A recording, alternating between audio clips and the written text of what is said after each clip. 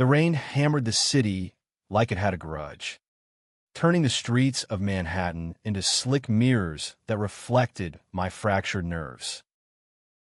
I swiped right on that profile, tall, green-eyed guy in a suit. Bio reading, chasing deadlines and sunsets without a second thought.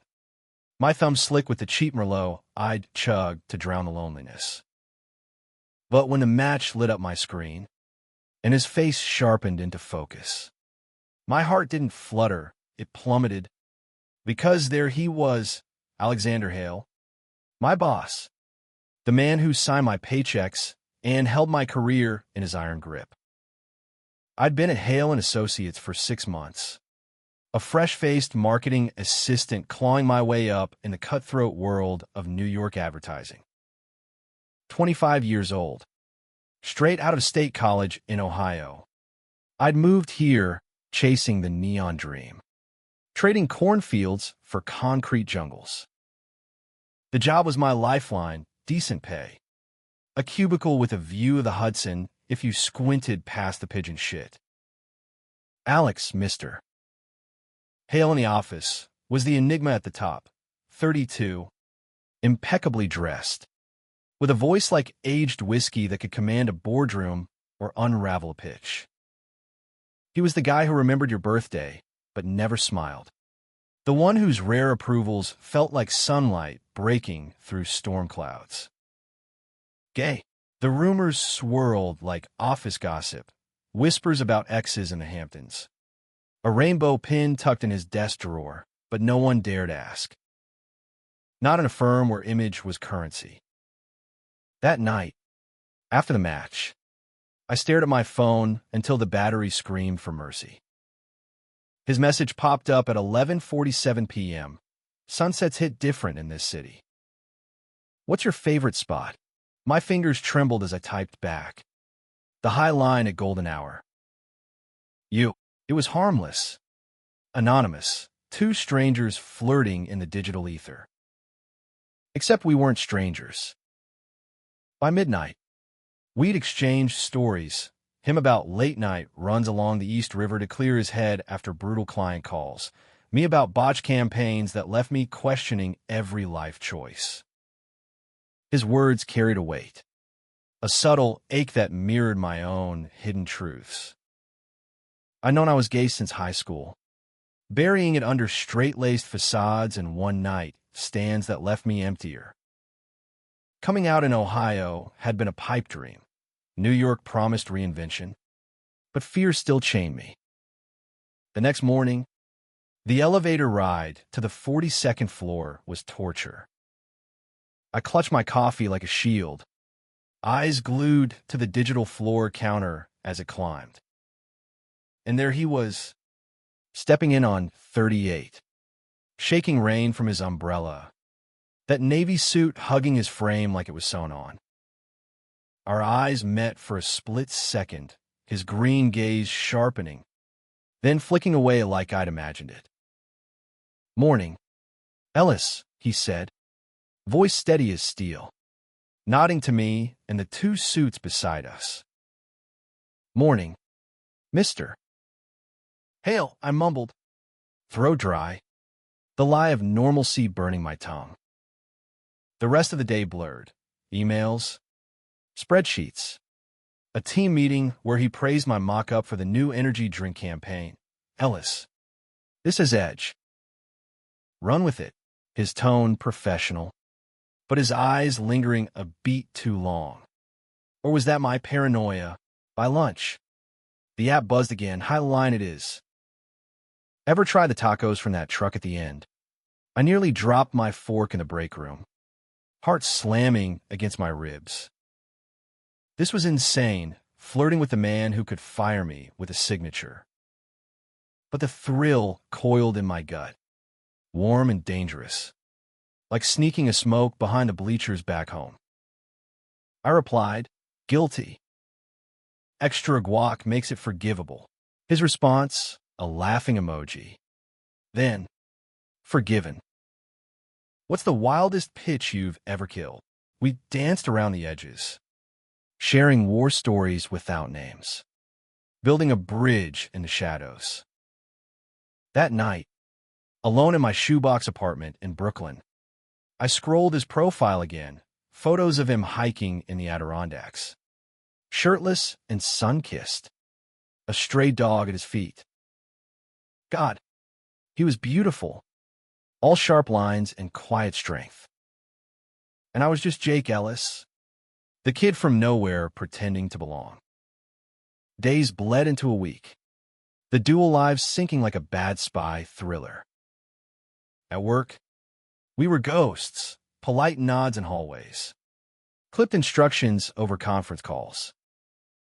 Ellis, refine the visuals by end of day, he'd say, his pen tapping a rhythm that echoed my pulse. I'd nod. On it, sir, bearing the heat rising in my cheeks. But on the app, Alex was alive, witty, vulnerable, confessing how the corporate ladder felt like quicksand some days. Ever feel like you're performing for an audience that doesn't care?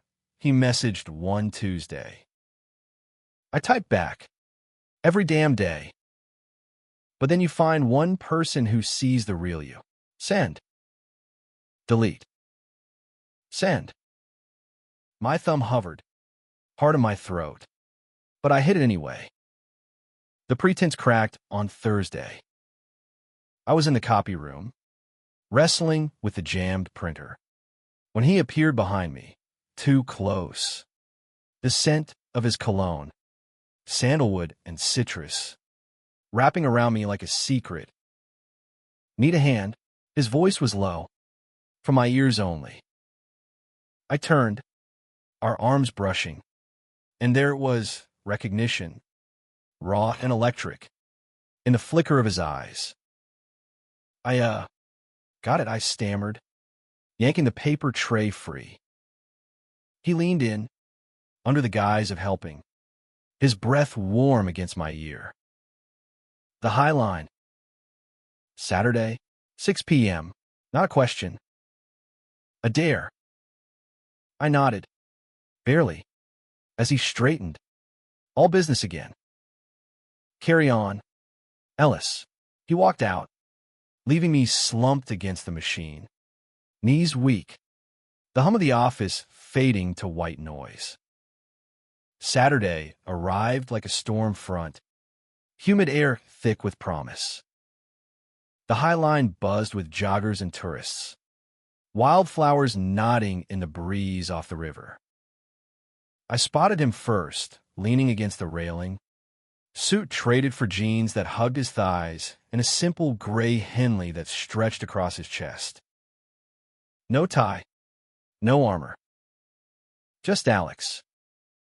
My Alex? God. The thought twisted something deep inside me.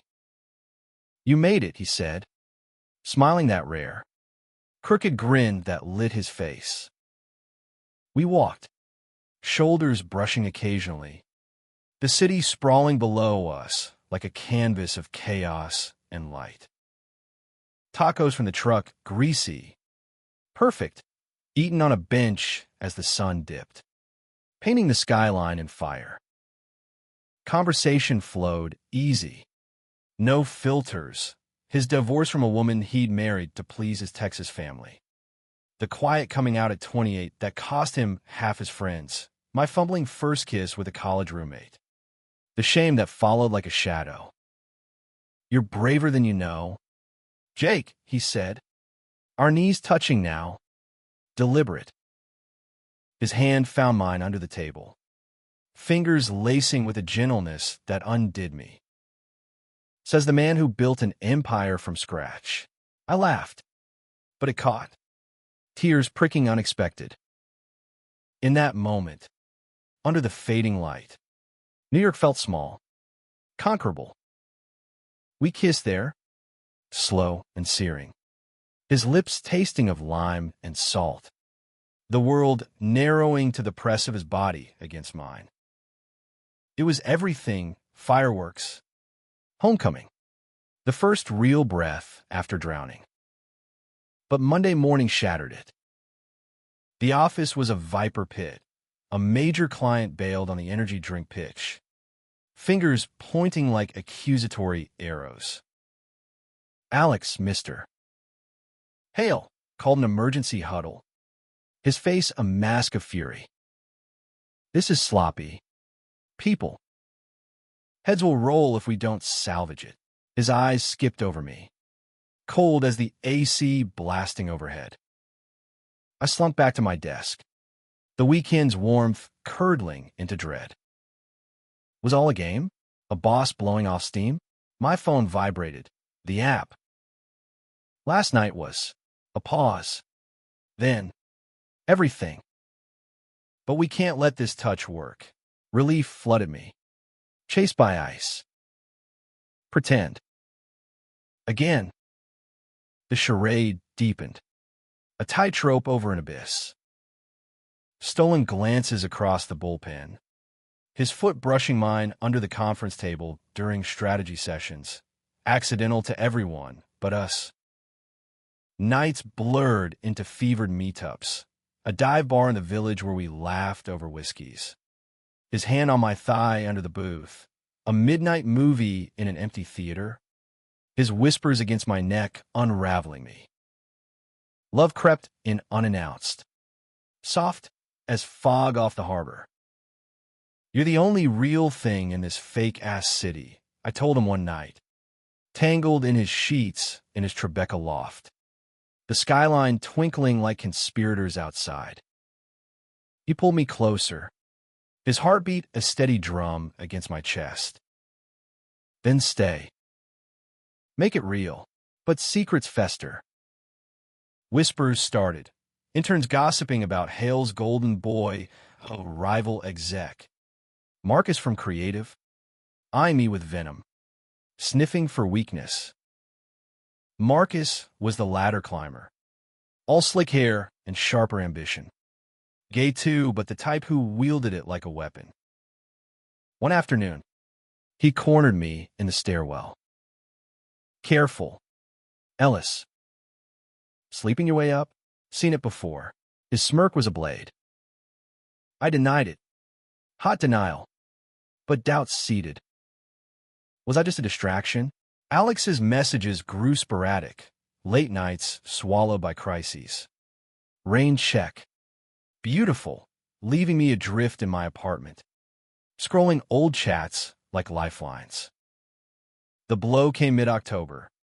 Leaves turning the parks to flame.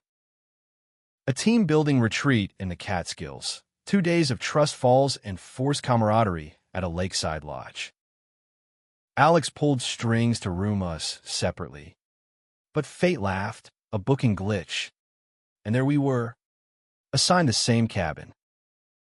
The first night, after a bonfire where wine loosened tongues and jealous eyes lingered, we collided in the dim hallway.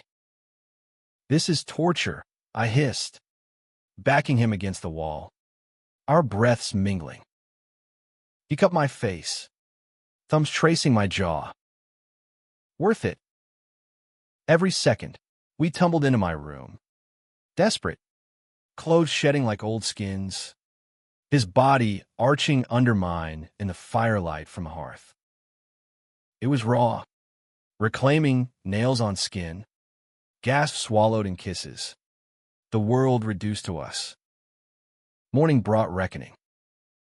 Over coffee in the lodge dining hall, Marcus slid into the seat across from us, his grin oily. Cozy setup. Hale. Didn't know you two were. Close. Alex's fork paused midair, face paling. Watch your tone. Read. But Marcus leaned in, voice of venomous purr. Oh, I will. Just hope HR feels the same when I forward those app screenshots. My blood froze. Screenshots? How? The app chats, flirty. Explicit flashed to my mind. Damning evidence. Marcus hacked, stolen my phone during the bonfire, panic clawed my throat. Alex's eyes met mine across the table. Steel resolve cracking to fear. Ellis. My office. Now, we fled to an empty conference room. Door locked. Hearts pounding. He's bluffing, Alex said, but his voice wavered. I pulled out my phone, nothing missing, but the dread lingered. What if he's not? This could ruin you. Us. He paced. Tie loosened. The executive facade crumbling. Ruin? Jake. I've built this firm on my terms. Hid who I am for years. No one's taking that from me. From us. He stopped, pulling me into his arms. Forehead to mine. I love you. That's the truth that matters. The words hung, heavy and holy. Love. I felt it blooming, but hearing it, God, it anchored me. I love you too, I whispered. The admission a key turning in a long locked door. Back at the retreat, tension simmered like the autumn mist. Marcus watched us. Predator's patience. But we played our parts professional. Distant. That night, by the lake, Alex and I walked the dock, stars pricking the velvet sky. If it comes out, we face it, he said, hand in mine, hidden in shadow. Together, I nodded, the weight lifting, replaced by fierce clarity. No more hiding. Not from him, not from myself. The storm broke on the drive back to the city, rain lashing the SUV like accusations. Marcus, riding shotgun, twisted the knife. Check your email. Hail. Sent you a little gift. Alex's phone chimed, face draining to ash as he scanned the screen. Screenshots. Timestamps. Our words twisted into scandal. You son of a... Alex snarled, swerving to the shoulder. Tires screeching. Marcus laughed. Cold. Blackmail? Nah. Leverage. Promote me to VP. Or this hits every inbox by morning. Silence stretched. Taut as wire. Then Alex's voice. Calm thunder. Pull over. Read. You're done. He fired him on the spot. Phone in hand. HR looped in via speaker. Effective immediately. Security will escort you out. Marcus lunged. Fist flying. A blur of rage. I threw myself between, taking the punch to my jaw, stars exploding. Copper taste blooming. Alex roared, tackling him. The car a chaos of grunts and thuds until the other passengers pulled them apart. Blood trickled from my lip, but I grinned through it, adrenaline singing. Worth it, I muttered. Cops came. Statements taken at a roadside diner. The rain easing to a drizzle as dawn crept in. Monday's fallout was biblical. The firm buzzed, whispers of the fight. Marcus's exit. Vague policy violations. Alex called all hands. Standing tall at the podium. Me in the front row. Bruise blooming purple. Change starts here, he said. Voice ringing. No more shadows. I'm gay. Proudly. And so is the man I love. Gasps rippled. But he pressed on, eyes locking mine. We've hidden too long. This firm? It's about authenticity now. Ideas that matter. Lives that matter. Applause built. Tentative, then thunderous. Colleagues standing. A rainbow of support unfolding. Tears stung my eyes. This was courage. Raw and radiant. Weeks blurred into healing. Marcus sued, but evidence, his hack traced his laptop, crumbled his case. Alex and I went public, hands linked at the office holiday party. The city blanketed in snow. No more apps. No pretense, just us building something true. Late nights, turned to mornings tangled in sheets. His laughter filling my apartment. Our dreams weaving together. New York, with its relentless pulse, finally felt like home, not because of the lights, but because of the man who saw me, all of me, and loved without reservation. In the end, that swipe wasn't fate's cruel joke. It was the spark that lit the dark, reminding us that love, real and unyielding, demands we step into the light. And in that light, we found not just each other, but ourselves.